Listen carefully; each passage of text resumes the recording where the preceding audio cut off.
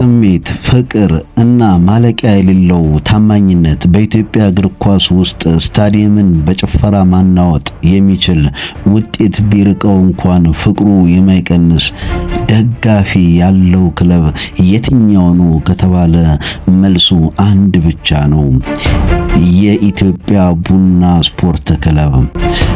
ነገር ግን ይህ ታላቅ ክለብ ዛሬ ላይ ለደረሰበት ክብርና ዝና ምን ያህል ውጣ ውረዶችን አሳልፈዋል?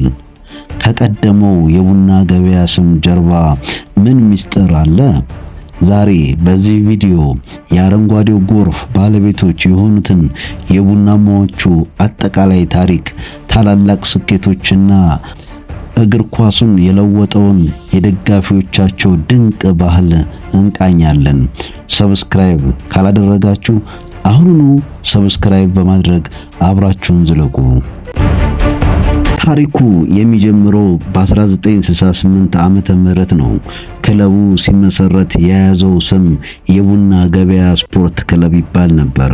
ምስረታው የተጠነሰሰው በወቅቱ የቡና ቦርድ ሰራተኞች በነበሩ እግር ኳስ ወዳጆችና በቡና ላኪዎች ማህበር አባላት ጥረት ነበር።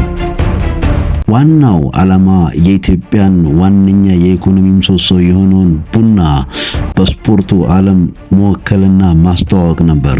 ክለቡ በዝቅተኛው ሊግ ውድድሩን ጀምሮ በሂደት እያደገ በጨዋታ ስልቱና በፈጣን እግር ኳስ አጨዋወቱ የብዙዎችን ቀልብ መሳብ ጀመረ። ክለቡ በ1980ዎቹ አጋማሽ ላይ ስሙን በይፋ ወደ ኢትዮጵያ ቡና ስፖርት ክለብ ቀየረ። ይህ ስያሜ ክለቡን ከማህበር ደረጃ አውጥቶ የመላው የኢትዮጵያ ቡና አፍቃሪዎች የህዝብ ክለብ አደረገው። ኢትዮጵያ ቡና ወደ መጀመሪያው ዲቪዚዮን አሁን የኢትዮጵያ ፕሪሚየር ሊግ ካደገ በኋላ በሀገሪቱ እግር ኳስ ላይ ትልቅ ተጽዕኖ መፍጠር ጀመረ። በተለይም ከታሪካዊ ባላንጣው ቅዱስ ጊዮርጊስ ጋር የሚያደርገው የሸገር ደርቢ የኢትዮጵያ እግር ኳስ ታሪክ ውስጥ ትልቁና እጅግ ተጠባቂው ጨዋታ ለመሆን በቃ። የኢትዮጵያ ቡና ታሪክ ያለ ዋንጫና ስኬት አይነገርም። ክለቡ በታሪኩ ለመጀመሪያ ጊዜ የኢትዮጵያን ፕሪሚየር ሊግ ሻምፒዮን መሆን የቻለው በ1990 ዓመተ ምህረት ነበር። ያ ዘመን የቡና ወርቃማ ትውልድ ብቅ ያለበት ነበር። ቡናማዎቹ ሁለተኛውን የሊግ ዋንጫቸውን በ2003 ዓመተ ምህረት በታሪካዊ አጨዋወት አነሱ። ከዚህ በተጨማሪ የኢትዮጵያ ዋንጫ፣ የኢትዮጵያ ካፕና የስፖርት ካፕ ዋንጫዎችን በተደጋጋሚ በማንሳት የሀገሪቱ እግር ኳስ ውስጥ ካሉ ግዙፍ ክለቦች አንዱ መሆናቸውን አስመስክረዋል።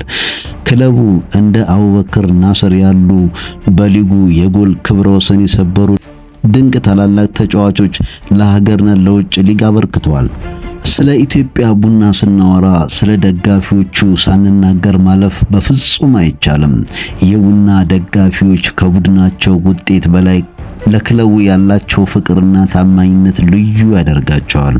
ስታዲየምን በጭፈራ የማናወጥ፣ ጨዋታው ከተጀመረ እስከሚጠናቀቅ ሳይቀመጡ የመጨፈር ባህላቸው አረንጓዴው ጎርፍ የሚል ቅጽል ስም አሰጥቷቸዋል። ጨዋታው ሊጀመር ሲል ሜዳው ፊታቸውን አዙረው ትከሻ ለትከሻ ተያይዘው የሚያደርጉት ዝላይና ጭፈራ በኢትዮጵያ እግር ኳስ ውስጥ የቡና ደጋፊዎች መለያ ምልክት ነው። ቡና ከተሸነፈ በኋላም እንኳን ቡድናቸውን በጭብጨባና በዝማሬ የሚሸኙበት ስፖርታዊ ጨዋነታቸው የሚደነቅ ነው። በአጠቃላይ የኢትዮጵያ ቡና ስፖርት ክለብ ከእግር ኳስ ቡድንነት ባለፈ በሚሊዮኖች ልብ ውስጥ ያለ ትልቅ ባህልና ማንነት ነው። ከቡና ገበያ ተነስቶ እስከ ዛሬው ዘመናዊ የክለብ መዋቅር ድረስ ያስመዘገበው ታሪክ ሁልጊዜም በኢትዮጵያ እግር ኳስ ታሪክ ውስጥ በደመቀ ቀለም ይጻፋል። እናንተ ስለ ኢትዮጵያ ቡና ክለብ ምን የምታስታውሱት አስደናቂ ትዝታ አለ?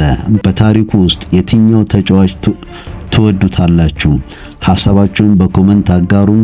ቪዲዮን ከወደዳችሁት ላይክ ማድረግና ለሌሎች ማጋራትን እንዳይረሳ። በሚቀጥለው ቪዲዮ እስከምንገናኝ ቻው።